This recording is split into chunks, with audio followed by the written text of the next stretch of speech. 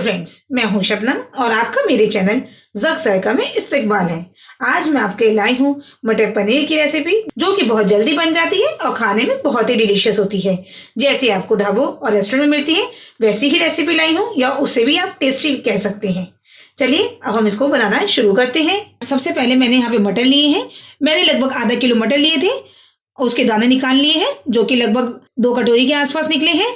चलिए सबसे पहले हम इसको कुकर में थोड़ा सा पका लेते हैं। कुकर में अगर हम अलग से मटर को बॉईल कर लेते हैं तो हमारा मटर पनीर बहुत ही जल्दी बन जाता है और टेस्टी भी बहुत बनता है।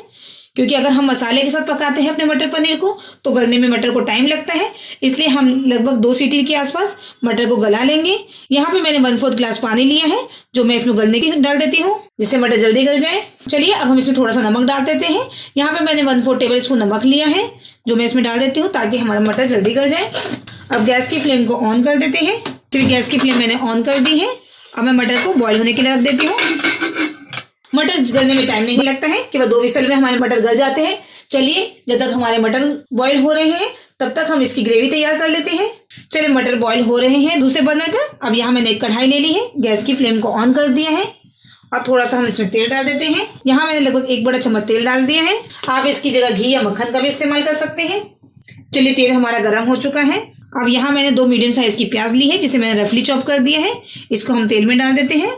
इसे हम लगभग 2 से 3 मिनट तक फ्राई करेंगे। इसको हमें ब्राउन नहीं करना है, इसे हमें कलर चेंज होने तक नहीं पकाना है, केवल हल्का सा पिंक होने तक पकाना है ताकि थोड़े से सॉफ्ट हो जाए।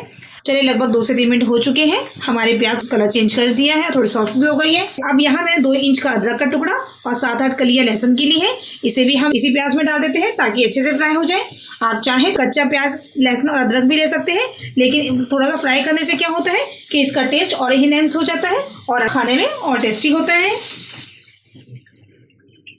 चलिए यहाँ मैंने 3 मीडियम साइज के टमाटर लिए हैं, जिसे मैंने रफली चॉप कर लिया है। इसे भी हम अपने तेल में डाल देते हैं ताकि टमाटर भी थोड़े से सॉफ्ट हो जाए। और थोड़ा सा हम नमक डाल देते हैं। नमक हमें ज़्यादा नहीं डालना है, क्योंकि हमने मटर में भी नमक डाला है। नमक डालने से क्या होगा, हमारे टमाटर जल्दी सॉफ्ट हो जाएंगे। अब हम इसे अच्छे से मिक्स कर लेते हैं और लगभग 2 से 3 मिनट तक अच्छे से फ्राई कर लेते हैं। अगर आपने हमारे चैनल को सब्सक्राइब नहीं किया है, हमारे चैनल को सब्सक्राइब कीजिए और हमारी आने वाली नई वीडियो की नोटिफिकेशन के लिए बेल आइकन को प्रेस करना नहीं भूलिएगा। चलिए लगभग 2 से 3 मिनट हो गए हैं टमाटर को भी पकते हुए, और टमाटर हमारे सॉफ्ट भी हो गए हैं। चलिए अब हम इसको थोड़ा सा ठंडा करने के बाद तेल से निकाल के इसकी मिक्सर ग्राइंडर में प्यूरी बना लेते हैं। आप चाहें तो प्यूरी में काजू या क्रीम में मिक्स कर सकते हैं। ये देखिए हमने प्याज, टमाटर, अदरक, लहसुन की प्यूरी तैयार कर ली है। एकदम इसे बारीक पीसा है हमने। अब चलिए हम कढ़ाई की फ्लेम को फिर ऑन करते हैं और इसमें 1 बड़ा चम्मच तेल डाल देते हैं। आप तेल की जगह देसी घी या मक्खन का भी इस्तेमाल कर सकते हैं। तेल को थोड़ा सा गर्म होने देते हैं। ये देखिए तेल हमारा गर्म हो चुका है।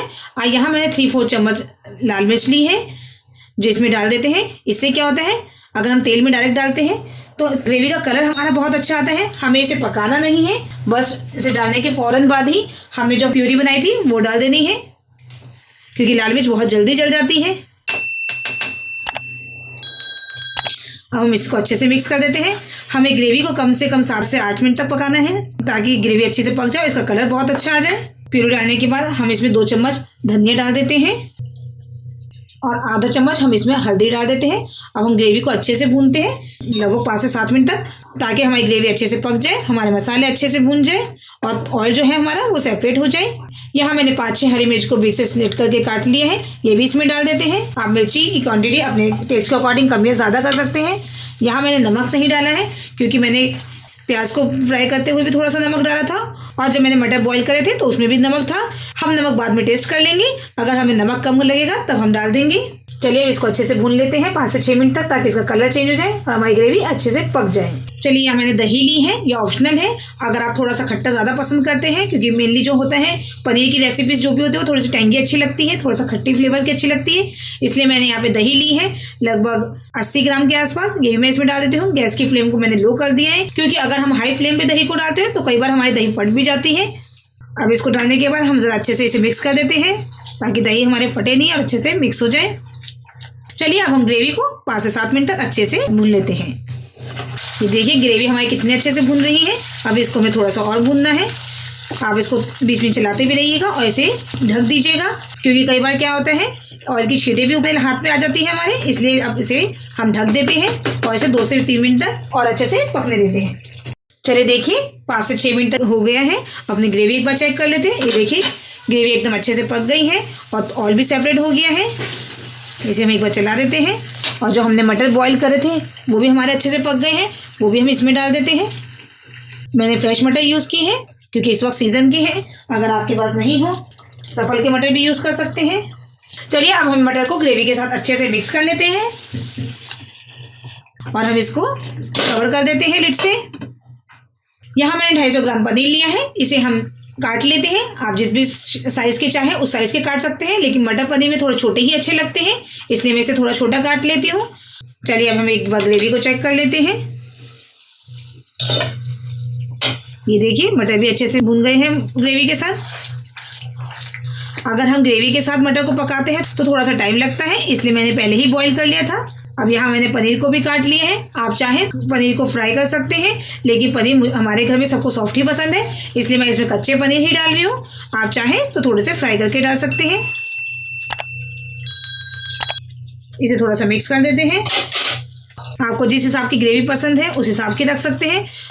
ये मेनली नान के साथ खाए जाते हैं या पराठे के साथ खाए जाते हैं, इसलिए मेनली इसकी ग्रेवी थिक ही होती है। पनीर हमारा सॉफ्ट ही होता है, इसको पकाने की ज़रूरत नहीं होती है। इसलिए देखिए हमारा मटर पनीर एकदम तैयार हो चुका है। चलिए अब हम गैस की फ्लेम को बंद कर देते हैं। इसमें थोड़ी सी मैंने यहाँ पे हरी धनिया ली है, जिसको मैंने चॉप कर लिया है फाइनली। इसको थोड़ी सी डाल देती हूँ और थोड़ी सी मैं गार्निशिंग के लिए रहने देती हूँ। इसको अच्छे से मिक्स करते हैं। चलिए अब मैं इसको आपको डिश आउट करके दिखाती हूँ। ये देखिए हमारा एकदम ढाबे स्टाइल मटर पनीर एकदम तैयार है। एकदम डिलीशियस रेसिपी है, बहुत ही जल्दी बनने वाली रेसिपी है। आप भी इसको बनाइए। मटर पनीर मेनली पराठे के साथ या नान के साथ बहुत टेस्टी लगते हैं। आप भी इसे सर्व कीजिए पराठे या नान या रोटी के साथ। चलिए अब इसे हम गार्निश कर देते हैं थोड़ा सा धनिया की पत्ती के साथ। आप चाहें तो कस्तूरी मेथी भी डाल सकते हैं। आप भी मेरी रेसिपी को फॉलो कीजिए और अगर आपको मेरी रेसिपी पसंद आई हो तो आप मेरी वीडियो को लाइक कीजिए, मेरे चैनल को सब्सक्राइब कीजिए और आने वाली नई वीडियो की नोटिफिकेशन के लिए बेल आइकन को प्रेस करना ना भूलें। आप कमेंट सेक्शन में हमें ज़रूर बताइएगा कि आपको मेरी रेसिपी कैसी लगी और आपने जब इसे ट्राई कीजिएगा तब भी अपने कमेंट ज़रूर मेंशन किया कीजिए। आपके जो कमेंट्स होते हैं वो आपका प्यार होता है, मेरे लिए एक मोटिवेशन होता है। चलिए जल्द ही मिलते हैं नेक्स्ट रेसिपी के साथ। तब तक के लिए अल्लाह हाफिज़।